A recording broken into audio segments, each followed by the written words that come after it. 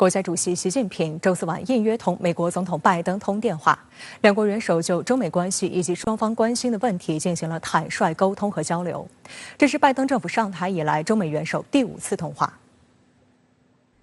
习近平指出，当前世界动荡和变革两种趋势持续演进，发展和安全两大赤字不断凸显。面对变乱交织的世界，国际社会和各国人民都期待中美两国发挥引领作用，维护世界和平安全，促进全球发展繁荣，这是中美两个大国职责所在。从战略竞争的视角看待和定义中美关系，把中国视为最主要对手和最严峻的长期挑战，是对中美关系的误判和中国发展的误读，会对两国人民和国际社会产生误导。双方要保持各层级沟通，用好现有沟通渠道，推动双方合作。当前全球经济形势充满挑战，中美应该就宏观经济政策协调、维护全球产业链供应链稳定、保障全球能源和粮食安全等重大问题保持沟通。违背规律搞脱钩断链，无助于提振美国经济，也将使世界经济变得更加脆弱。双方要推动地区热点问题撤火降温，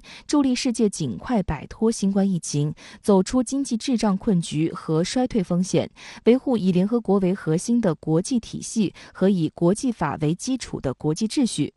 拜登表示，当今世界正处于一个关键时期，美中合作不仅有利于两国人民，也有利于各国人民。美方希望同中方保持畅通对话，增进相互了解，避免误解误判，寻求在利益交融的领域开展合作，同时妥善管控分歧。两国元首还就乌克兰危机等交换了意见，习近平重申了中方原则立场。两国元首认为这次通话坦诚深入，同意保持联系，责成双方工作团队为此继续沟通合作。这是中美元首时隔4个多月再次通话，也是拜登上台以来两国元首的第5次通话。此次通话从晚上8点33分开始，10点50分结束，历时2小时17分钟，超过了上次双方通话的时长。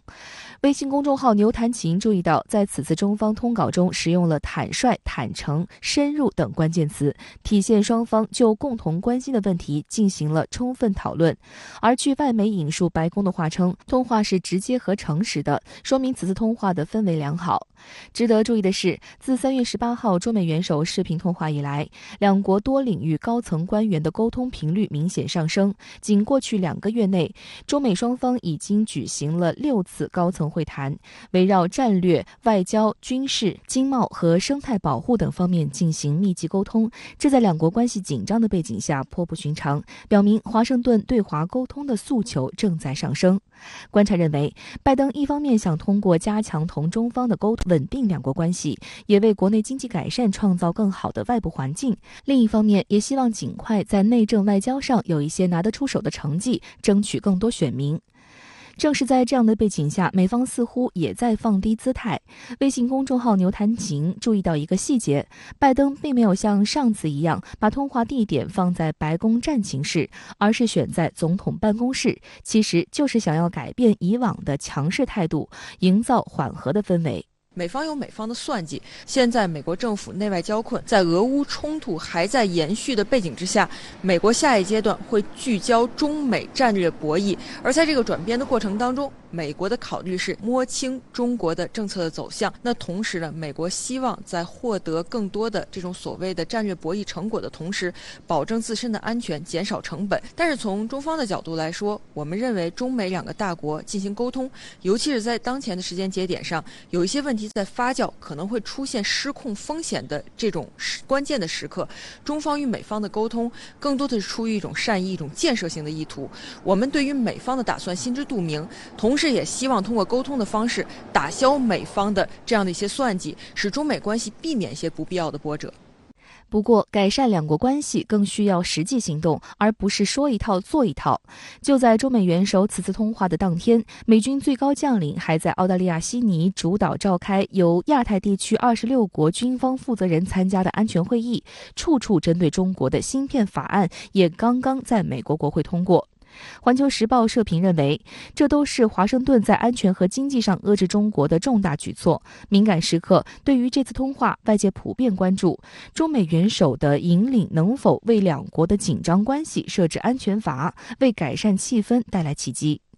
习近平在通话中强调，从战略竞争的视角看待和定义中美关系，把中国视为最主要对手和最严峻的长期挑战，是对中美关系的误判和中国发展的误读，会对两国人民和国际社会产生误导。双方要保持各层级沟通，用好现有沟通渠道，推动双方合作。观察指出，误判、误读、误导，中国最高领导人用这3个词阐释了中美关系跌入谷底的重要原因。此次中方对美国的政策提出了非常坦率、直接的批评，这在最高领导人间的通话中十分罕见。但中方的意图是希望首先给美方认知纠偏，进而引导拜登政府的对华政策，并改善中美关系。还是可以看出的是，中国认为中美两国之间的关系并不仅仅涉及到双边层面，同样涉及到两个国家之间的互动对于世界所产生的深远影响。所以在这样的一种认知之下，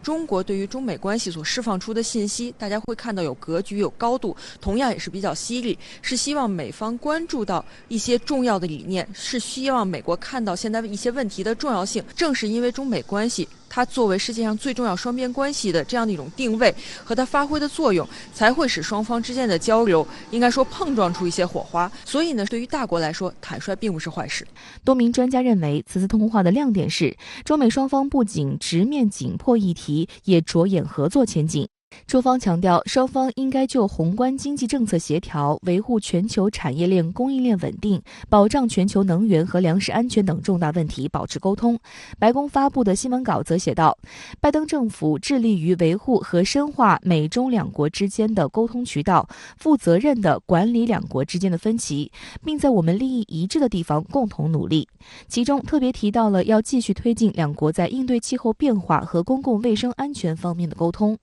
值得注意的是，与此前几次中美元首通话的新闻稿相比，合作的内容在美方此次的表述中增多，而非像此前那样仅突出管控分歧的部分。有分析认为，这也表明拜登政府愈发意识到，美国在很多问题上离不开同中国合作，不仅是乌克兰问题，还包括气候变化、公共卫生等诸多议题。中国认为未来中美关系不是美国说了算，而在此前的几次互动的过程当中，中方所展示出的格局，我们的视野也对美方产生了一些影响。所以呢，从中国的角度来说，我们既避免中美关系滑向深渊，同时又在积极主动的塑造，强调中美关系应该为世界的发展做出更多的贡献。尤其是现在面临着一些全球上的复杂敏感的考验，任何一个国家无力单独解决这些问题，那国际社会呼吁中美两个大国进行良性的互动。所以在这样的一种基础的认知以及总体的背景之下，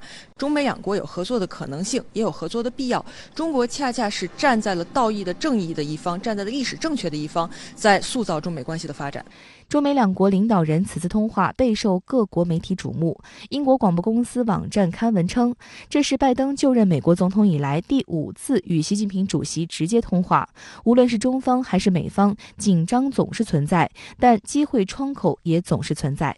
美国消费者新闻与商业频道则引述欧亚集团的报告称，中美元首通话释放出积极信号，表明两位领导人都不希望中美关系继续恶化下去，因为这一定会对全球稳定造成负面影响。此外，针对美国白宫发言人表示，中美元首通话中，拜登提到了所谓新疆种族灭绝和强迫劳动问题，中国外交部发言人赵立坚在周五的例行记者会上予以驳斥。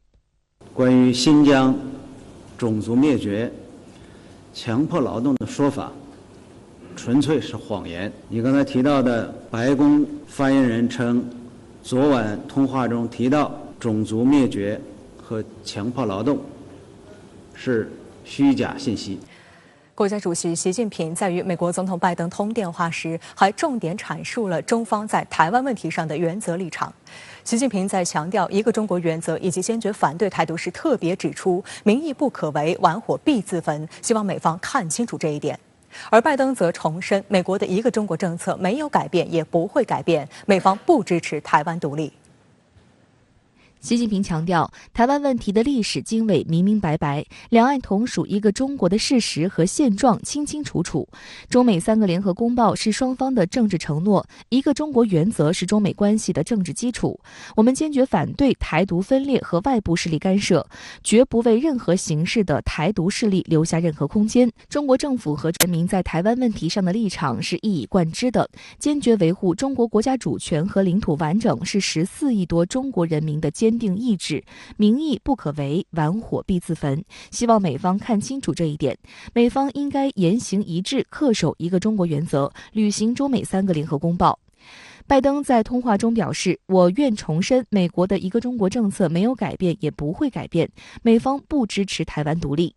值得注意的是，很多西方媒体在报道中都提到，在台湾问题上，习近平使用了玩火必自焚这个非常重的用词。微信公众号牛弹琴周五发文认为，玩火必自焚一句，路透社在翻译中用到 perish 而不是 burned， 感觉更严厉，这就是中国的严厉警告，斩钉截铁，掷地有声。而在玩火必自焚前，还有民意不可违5个字，同样非常重要，那是因为14亿中国人的坚定意志是任何人都不可以背逆的。中方希望美方看清楚这一点，有着强烈的情感表达，也有理性的解释分析，同时希望美国不要做出误判。还有分析认为，这是在台湾问题上，中国最高领导人在元首通话这一高级别的双边场合做出的明确表态，释放的信号非常坚决和清晰。拜登在通话中重申，美国的一个中国政策没有改变，也不会改变，美方不支持台湾独立。外界注意到，在3月18号晚中美元首的视频会晤中，拜登就重申了他此前提到的4不1无意，当中就包括不支持台独。拜登还表示坚持一个中国政策。当时习近平就强调，对于你的这些表态，我是十分重视的。而实际上，美国国内一些势力不断在台湾问题上玩火挑衅，不断虚化掏空一个中国原则，并没有把拜登总统的4不1无意落到实处。分析指出，美方一再承诺不支持台独，坚持一个中国政策，最重要的是要说到做到，停止说一套做一套。一个中国原则，美方不愿意与中国进行呼应，而试图以这种各自表述的方式来对一个中国原则进行掏空，留给美国更多打台湾牌的政策空间。美方一方面不愿意放下台湾牌，但另外一方面很明显的是担心台海局势的失控。中国一直强调的是一个中国原则，既是中美关系的重要的基础，是不容动摇的基础，那同时强调的是台湾问题是中国的内政，美国无权干涉。而另外也更多的强调的是，当前中国在涉台的问题上，不会因为美国的这种调动、施压，甚至是一些小手段而做出退让和妥协。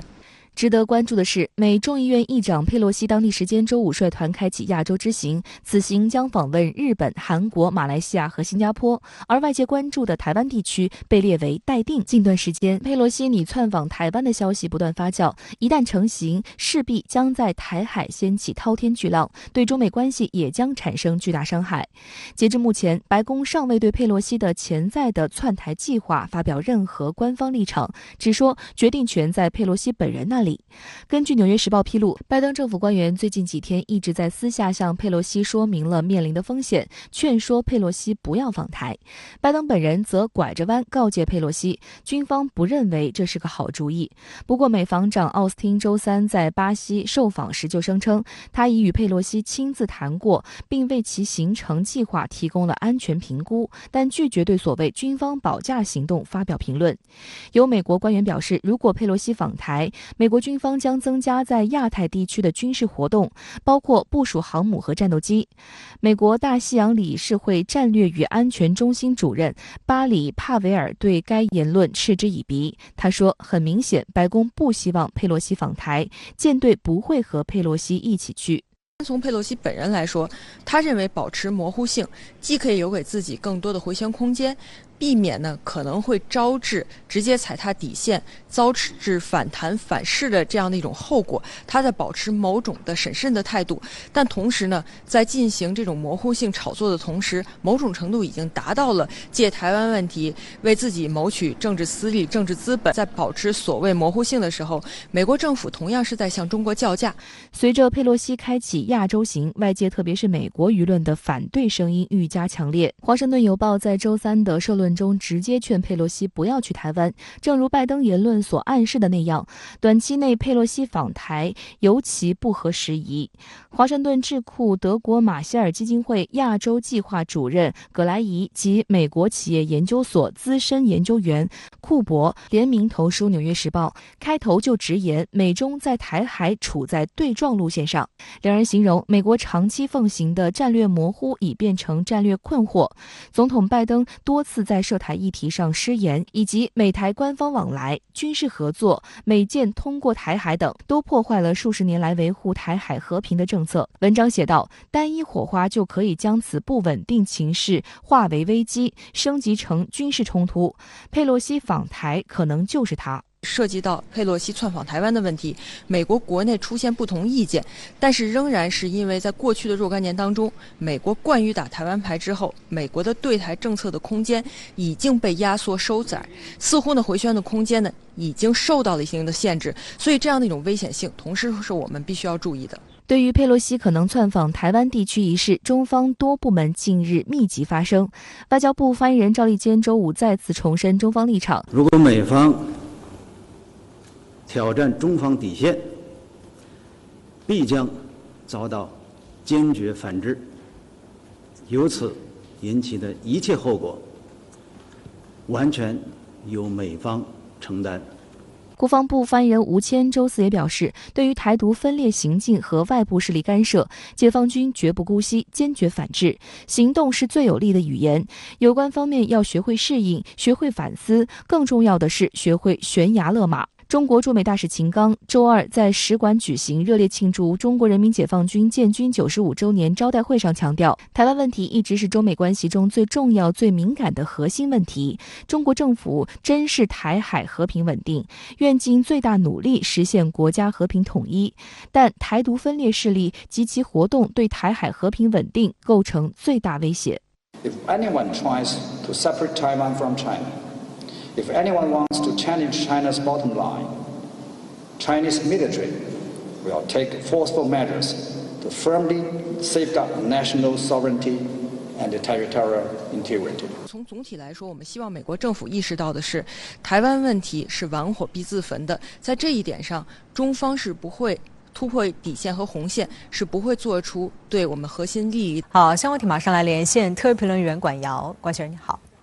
中美元首北京时间周四晚间通话，成为全球舆论关注的最大焦点。那管先生，您对此有何特别观察呢？好的，主持人，确实啊，习近平应约和拜登通电话，这呢是全球头号新闻热搜，没有之一。那么这也是美国总统结束白宫自我隔离，回到椭圆办公室后进行的首场重大外交活动。我们从官方通报也可以看到，周四习近平主持中央政治局会议，分析研究当前经济形势和经济工作，这呢是事关全局次重要会议，也是全世界观察研判中国经济走向与高层决策的一个重要窗口。那么周四下午，习近平还主持召开了中央政治局的集体学习，两位元首的日程都很满，都很紧张，但是呢，对这次通话都是高度重视、高度投入的。通话呢持续时间长达2小时17分钟。我注意到，作为通话的发起方，除了美国总统在椭圆办公室旁听通话的，还包括国务卿布林肯、总统国安事务助理沙利文、首席副国安事务助理菲纳、国安会印太事务协调官坎贝尔、国安会中国事务资深主任罗森伯格，可以说囊括了白宫对华政策班底。白宫在通话结束的第一时间就发布声明，还特别安排了一位参与会谈的美方官员，以资深行政官的名义对媒体进行了20分钟的电话吹风，而且呢，吹风实录也全部上网。那么正是在这一次吹风会上，这位官员主动爆料，中美元首在马拉松通话中讨论了面对面会晤的价值。他的原文表述为 "The value of meeting face to face"，一致同意由各自的团队跟进磋商，找到双方认可的会晤的时点。那么这也是国际媒体今天普遍关注的一个通话焦点。法新社电稿就以此为题，拜登Xi agreed to hold face-to-face summit， 中美元首同意举行面对面峰会。美方这位吹风官员反复向记者强调，拜登对这一次通话高度期待，最近几周已经多次公开表态，计划和中国元首通话。那么这位熟谙媒体心理的官员还特别未料说，6月间沙利文和杨洁篪在卢森堡会晤，沙利文当时就提出通话动议。那么1个月之后，王毅与布林肯在印尼巴厘岛见面，中国外长提议通话的具体日期。我认为这位匿名高官他主动对外披露这些个通话筹备的关键细节，无疑是希望传达这样一个信息：两国元首实现通话是两国相向而行、共同努力的结果。就美方而言，就是他所称的美方持续努力的一部分。拜登反复强调对话沟通保持畅通的重要性，以确保两国管控分歧，并且在利益交集的领域致力合作。那么，对照中美发布的通话通稿与声明，又传递了哪些关键信息？中国官方通讯社的通告说，中美元首就中美关系以及双方关心的问题进行了坦率沟通和交流，而美方的吹风官员给出的3个评价关键词是 substantive、in-depth、candid。那么这实际上意味着中美双方都认同两位元首谈得实、谈得深、谈得直。毋庸讳言，中美面临着重大分歧乃至紧迫挑战，这也是中美双方谈得直白的原因所在。我认为在这一方面，中国领袖做出了表率，在通话前一天的省部级主要领导干部学习习近平总书记重要讲话精神，迎接党的20大的专题研讨班上，习近平发表重要讲话，号召全党坚定斗争意志，增强斗争本领，依靠顽强斗争来打开事业发展的新天地。可以这样说，在周4晚重点阐述中方在台湾问题上的原则立场时，习近平做出了坚决斗争、顽强斗争的经典示范。尤其那句民意不可违，玩火必自焚的重话告诫，今天可以说被国际媒体刷屏了。Playing with fire 成了主流英文媒体报道标题引述最多的关键词。甚至在白宫的电话吹风会上，记者问的最多的也是台湾话题，以致这位吹风的美国官员不得不出声来打圆场，说在去年11月的中美元首通话中，中方就曾经提及不要在台海议题上玩火，任何人、任何势力都不要低估中国人民捍卫国家主权和领土完整的坚强决心、坚定意志和强大能力。这是中国最高领导人近年在涉台问题上反复宣示的核心信息。这1年多来累计已经5次和习近平直接沟通，我想美国的拜登总统应该对此是全面、是完整的接收到了。白宫声明说，在涉台议题上，拜登强调美国政策没有改变，美国强烈反对改变现状、削弱台海和平稳定的单方面的行径。那么问题来了，美国政坛的第3号人物试图顶风上演登台闹剧，是不是挑战台海现状、威胁台海和平稳定的单方面行径呢？拜登该不该施压阻止呢？昨天的相关通话内容，全世界可都听到了。坚决维护中国国家主权和领土完整，是14亿多中国人民的坚定意志。民意不可违，玩火必自焚。中美通稿与声明都未提到对华附加关税议题，那对此您怎么看呢？确实是这样，在白宫的电话吹风会上，也有记者抛出了这个问题。吹风官员对此开玩笑回应说，关税议题曾经是 the number one story， 是所谓的头号话题。但是因为两位元首讨论的议题太过广泛，头号话题确实被挤到了角落。他就披露，拜登在通话中曾经谈及到关税议题，但是他并没有透露要采取的具体步骤。那么言下之意是拜登还没有做出决定。但是拜登等得，美国经济其实等不得了，被通胀大山压得半死的美国老百姓更是等不得了。美国这位吹风官员称，中美元首通话主谈的话题分成3类，一是合作领域，包括气候变化、健康安全以及禁毒等等；第二是俄乌冲突；第3是台海议题。双方进行了深入的讨论。但是我们对照新华社通稿，中国元首在通话中对经济议题确实谈了相当的比重，包括宏观经济政策协调、维护全球产业链供应链的稳定、全球经济重大的议程等等，这些都有涉及。尤其呢，对违背规律、脱钩断链、无助提振美国经济的直白告诫，更是极有分量的当头断喝式的警醒。显然呢，外媒也都注意到了这一点。在白宫电话吹风会上，有记者就提问，中方通稿表明，中国领导人着重强调了宏观经济协调的重要性，但是为什么白宫声明没有提经济议题呢？这是不是意味着中国对自身经济状况更加有自信呢？哪壶不开提哪壶。拜登通话当天，美国第二季的经济数据公布，再度爆出负增长，连续2季走衰，这意味着美国经济已陷入到技术性的衰退。负增长摆在那儿，吹风官员根本躲不过，他只能大打太极，声称美方也认同和中国搞宏观经济协调极为重要。在此领域，两国合作实际上已经有10日了。7月初，美国商务部长耶伦和刘鹤视频通话，已经讨论了这个议题。那么未来呢，两国还将会继续再就此来推进。好，谢谢广尧先生在线和我们分享您的观点，谢谢。好，相关话题马上来连线特约评论员刘和平。刘先生你好。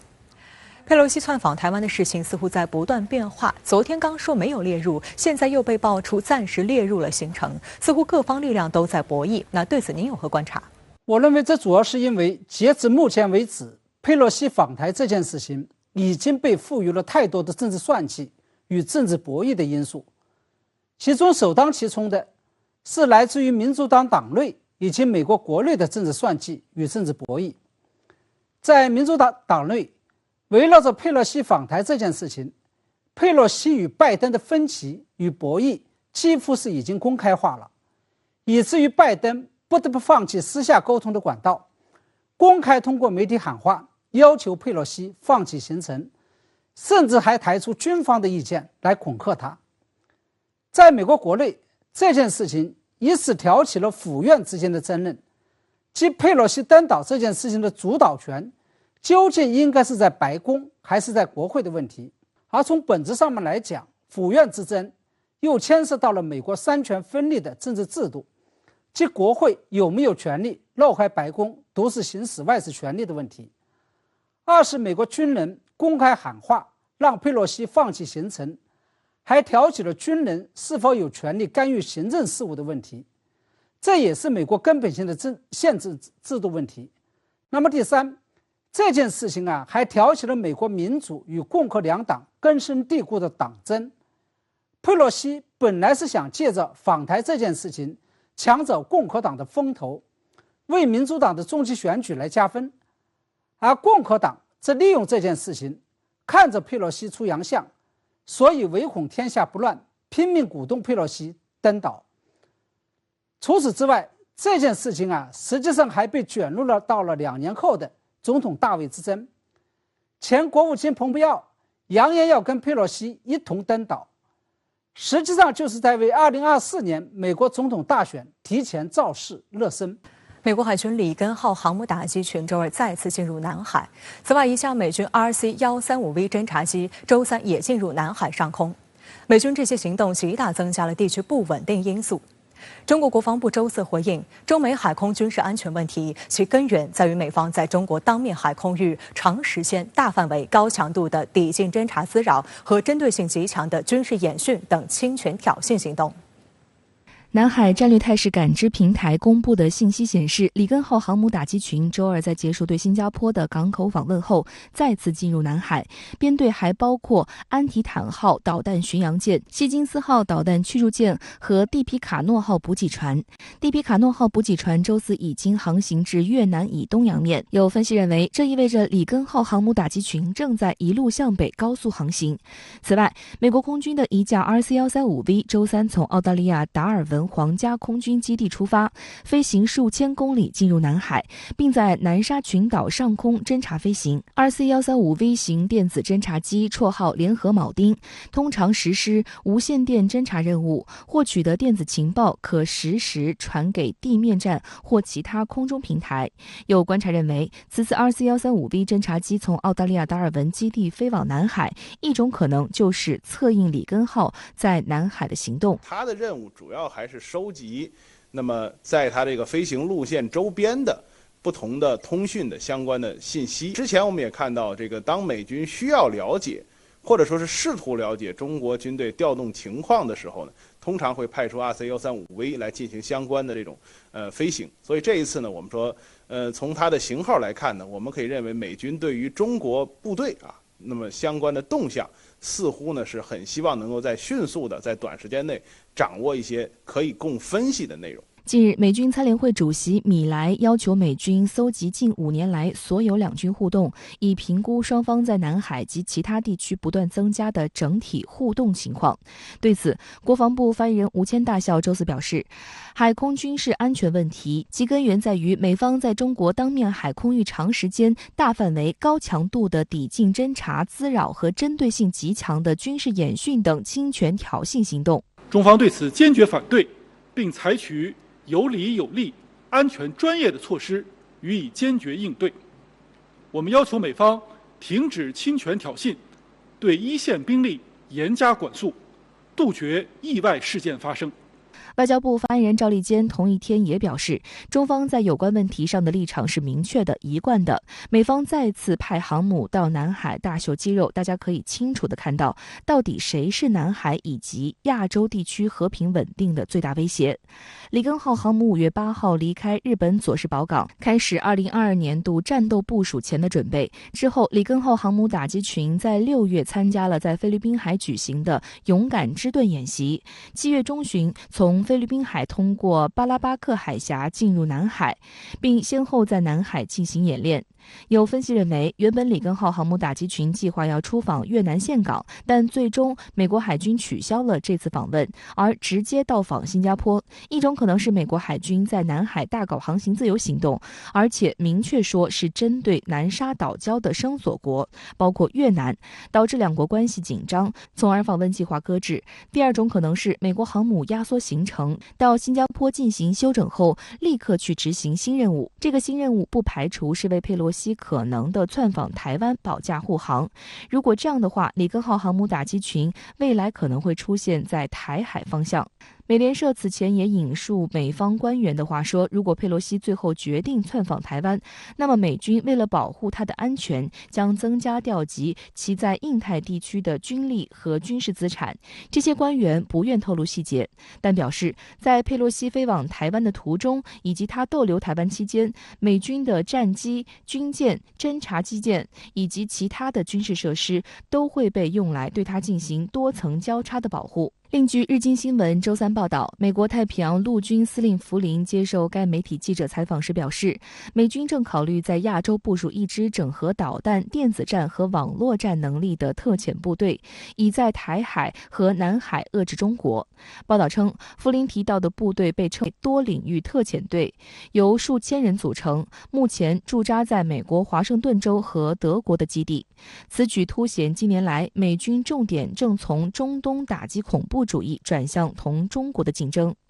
报道还提到，由于美军计划在第一岛链部署陆基导弹，五角大楼的意见包括为这个计划分配一个多领域特遣队。他们认为地面部队相对灵活，便于躲避导弹打击，也方便进行攻击。不过，报道也提到，美方计划面临的一大问题在于，亚洲国家是否会同意接受美军部队驻扎，因为其在战时很可能成为打击目标。我觉得美军现在在印太方向上所建立这种新型部队，它还是应该来说在按照美国对未来这个区域作战的特点，甚至我们说对手的一些判断和认识来逐渐的推行。那么这个过程之中，美军第一线部队的机动性，包括火力打击能力，包括抗打击能力，应该来讲都会有一定程度上的提升。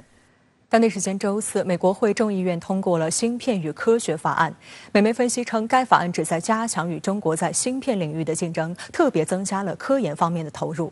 但作为国会两党议员长期博弈后又相互妥协的产物，该法案仍遭到不少反对。此外，美国还持续拉拢地区盟友，搞对华供应链脱钩。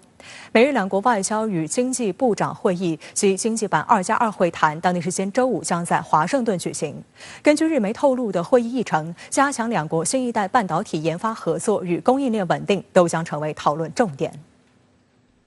美国众议院周四的最终表决结果显示，有24名共和党人与218名民主党人一起对芯片与科学法案表示了支持。而在此前一天的参议院表决中，共有17名共和党议员助推法案过关。有媒体评论称，这是因为两党议员都认同该法案在对华经济竞争方面将发挥关键作用，而这也被视为总统拜登与民主党同僚在争取中期选举保持国会微弱优势的一次胜利。预计拜登最快将在下周签署法案生效。纽约时报指出，该法案融合了经济和国家安全政策相关内容，将为美国本土半导体企业提供527亿美元的补贴和总价值约240亿美元的额外投资税减免。此外，还将拨款2000亿美元用于科学研究，特别是在人工智能、机器人、量子计算等先进技术领域，以提升与中国竞争的能力。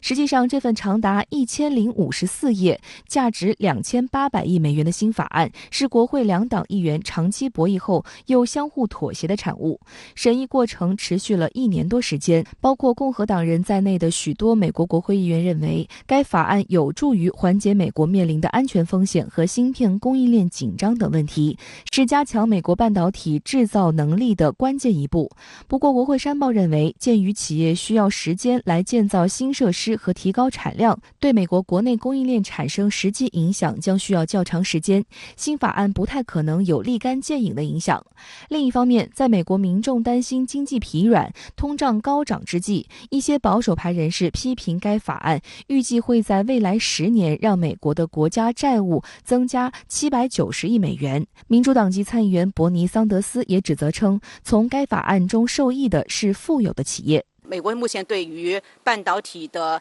出口市场，尤其是中国是最重要的一个出口市场，它的限制越来越多，这意味着必然会影响到整个半导体行业它未来的市场的一个收入的回笼。所以这个对于美国半导体行业的它的一个生态圈，我认为是非常不利的。所以这样的一个法案，它未来带来的效果，我觉得也是值得怀疑的。值得注意的是，据《华尔街日报》报道，法案规定，假使在美国建厂的半导体公司同时也在中国或其他潜在不友好国家建设或扩建先进制程的半导体制造工厂，那么该公司将不会获得相关补贴。针对这一内容，美国智库战略国际研究中心分析指，在复杂和高度依存的全球价值链中，美国和中国的半导体企业早已深度融合，要使供应链完全本地化，将付出巨大的经济和技术成本，因此全球半导体行业完全脱钩是非常不切实际的。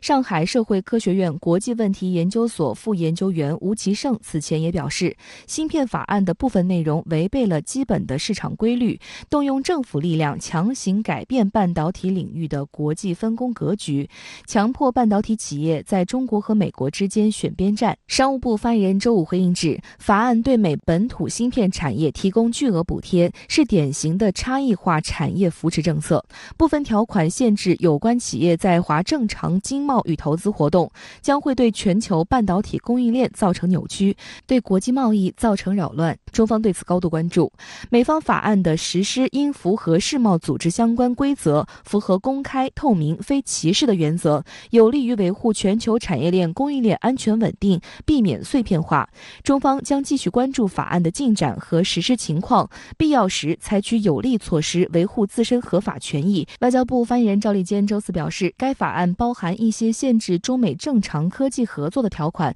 中方对此表示坚决反对。中美科技合作有利于双方共同利益和人类共同进步，搞限制脱钩只会损人害己。同时，中国坚持把国家和民族发展放在自己力量的基点上，任何限制打压都阻挡不了中国科技发展和产业进步的步伐。美国为了要遏制中国，它在不断的画大饼，但是很多这个大饼它未来的这个效果到底怎么样，其实是很值得怀疑的很多其实是不切实际的。我们中国已经是非常深的融入到整个世界经济体系当中去了，所以在整个的一个亚太地区，任何缺少中国的这个经贸合作协议，我认为它都是不完整的，也很难会实现它的一个最佳的效果。此外，美国拉拢地区盟友搞对华供应链脱钩的步伐也在加快。根据计划，美日两国政府当地时间周五将在华盛顿首次举行外交和经济部长会议及经济版2+2会谈。根据目前已曝光的会议议题，除讨论从根本上加强两国经济安全领域合作以外，预计会议还将就在印太地区谋求建立由美日主导的经济秩序事宜达成一致，其中半导体供应链将成为此次会谈的主要课题。两国政府还将以量产量子计算机等使用的新一代半导体为目标，开始进行共同研究。会谈期间，双方还将讨论如何应对所谓中国冲击国际秩序的行为，并着手制定经济领域的统一标准。经济版美日2+2会谈机制是根据今年1月举行的美日首脑视频会谈决定设立，此次举行的是首次会议。日方由外务大臣林方正和经济产业大臣秋生田光一参加，美方由国务卿布林肯和商务部长雷蒙多出席，预计届时将发表联合文件。这个以美国为主导的这样目前的一个半导体的所谓的供应链，和它的这个合作伙伴关系，它都是不平等的。它所有的这个具有韧性也好，或者说这个安全也好，其实都是以美国为主导，以它来自己所定义的。这个会对于将来日本的这些半导体企业来说，它的营销收入可能都会受到影响。所以我认为，这个对于日本来说的话，也未必符合它最大的国家利益。周三，韩国外交部长官朴振就表示，将从韩国国家利益出发，决定是否加入美方主导的芯片四方联盟。若中方对此产生误解，将通过外交努力提前消除误解。这也是此前韩国总统尹锡悦所展现的态度。与此同时，韩国方面数据显示，韩方对华贸易逆差已持续近3个月，韩国政府和产业界对此非常紧张。有分析指，中韩贸易关系的转变，韩国应该找找自身原因。韩国外长朴振周三在外国记者座谈会上表示，很多媒体对芯片四方联盟使用了同盟这一措辞来形容，实际上该组织只是半导体行业主要研产方间共同构建的合作对话机制。韩国方面将在谨慎权衡利弊后再做出决定。他还强调，比起规则的遵循者，韩国希望成为规则的制定者，正从这一角度综合考虑，探讨加入与否。同一天，韩国外交部负责经济安全事务的第2次官李杜勋和美国国务院主管政治事务的副国务卿纽兰就芯片四方联盟事宜交换意见。据韩国外交部官员对韩联社表示，由于该组织尚无正式名称，现阶段称之为半导体对话比较合适。据他所知，双方就半导体供应链对话交换了部分意见。据此前报道，美国政府通过外交途径请求韩国政府在8月底前告知是否加入芯片四方联盟。面对美国施压，韩国则持谨慎态度。韩外交部周一就表示，难以将美国要求韩国参与芯片四方联盟一事视其为提案。对于美国政府给定的答复时限，韩国也无法认同。据了解，芯片四方联盟的构想由美国政府在今年3月提出。考虑到日本在关键材料和设备供应方面的领先地位，以及韩国和中国台湾地区强劲的芯片制造实力，美国希望组成联盟，加强芯片合作。中国外交部发言人赵立坚周二就回应称，中方反对人为推动产业转移脱钩，破坏国际贸易规则，割裂全球市场。我们希望韩方从自身长远利益和公平开放的市场原则出发，秉持客观公正立场，多做有利于中韩关系发展、有利于全球产业链供应链稳定的事。韩国中央日报周四的报道就指出，问题的关键在于如何表明韩国加入芯片四方同盟不具反中性质。韩国总统尹锡悦本月21号听取外交部工作汇报时重申了考虑是否加入印太经济框架和芯片四方联盟，并不是为了排斥特定国家，而是为了扩大韩国的国家利益。韩国外交部长官朴振周三就表示，尹锡悦总统要求积极做好外交工作和沟通解释工作，以免中国误会。据韩联社周三报道，从韩国外交部当天的内部氛围看，出于维持半导体技术代差的考虑，韩国在现实中很难拒绝美国提出的半导体合作方案。但即使是参加，韩国外交部也非常警惕，将此视为把中国排除出半导体供应链的所谓脱钩行为。因此，韩国政府曾提出，其他类似荷兰等半导体领域重要国家也可以加入这一组织。韩国政府在相关讨论中还表示，各方合作应不局限于半导体供应链，而且应该包括人才培养、研发、对半导体产业财政支援、合作等。我们知道目前中国仍然是韩国最大的贸易伙伴，所以韩国方面它也应该非常清楚地认识到，那么如果离开和中国之间良好的经贸合作关系，肯定是不利于韩国自己的经济发展的。那么另外一方面，我们也要看到，那随着美国打压中国的这样的一个力度一直在持续着，那么其实对于亚太地区的中小国家来说的话，其实对冲战略的空间也会越来越少。那么未来的话，也并不排除韩国在这样的一种压力之下，仍然会加入美国的这个各种就是这样的一个类似的经贸的合作的框架或者安排也好。值得注意的是，近日韩国关税厅公布的一组数据显示，在7月份的前20天，韩国对华贸易逆差15.39亿美元。可预见的是，7月韩国对华贸易逆差的结局已是注定，而这一情况始于今年5月，结束了自1994年8月到今年4月连续28年的对华贸易顺差。韩媒表示，中国对韩出口贸易额增加，韩国对中国的出口贸易额却在持续减少，这无疑代表着如今韩国市场对中国的吸引力已经没有以前那般强烈。而韩国对华贸易逆差持续增加，这也意味着中韩之间的贸易正越来越不对等，韩国对中国的依赖越来越强。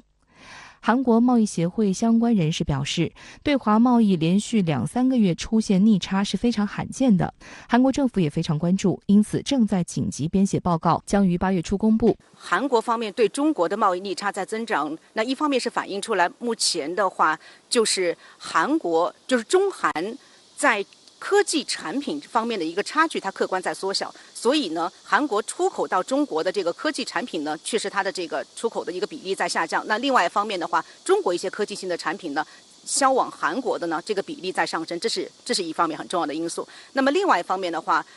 也是目前来说，随着这个中美之间贸易关系等等，那么韩国方面和中国之间的这样的一个，比如说出口各方面，其实也是受到了一定的影响。有分析指，中韩贸易关系的转变，韩国应该找自身原因。韩国政客一边嘴上高喊重视中韩关系，愿意加强双方交流合作，另一边却无视中方的诉求，不顾中方反对，执意做出危害中方国家利益的行为，这显然是不切实际的。韩国韩民族新闻周一的文章就指出，与出口占比最大的中国市场相关有诸多不利因素，美国主导的牵制中国的战略、印太经济框架的成立和芯片四方联盟的构想等，都是令韩国感到负担的因素。对此，中国驻韩国大使邢海明7月初应邀出席韩国先驱报举办的全球商务论坛时，就明确指出，韩国应不应该、能不能同中国脱钩，唯一评判标准是对韩国有利还是有弊。相信在座的企业家对此心里都有一杆秤。据韩国有关机构研究，2008年以来，中韩经济发展的关联度为0.56，而韩美则是0.054，不到中韩的1/10。去年中韩贸易额突破3600亿美元大关，接近韩美、韩日、韩欧贸易额总和，双方相互投资达1000亿美元规模，创历史新高。不少韩国专家认为，中国在人工智能、大数据、新能源等领域的技术已达到甚至超过美国，将引领未来产业的方向。中韩经济紧密相连，无论从历史、现实还是未来看，双方都不可能脱钩。鼓吹同中国脱钩，就是要同机遇脱钩，同未来脱钩。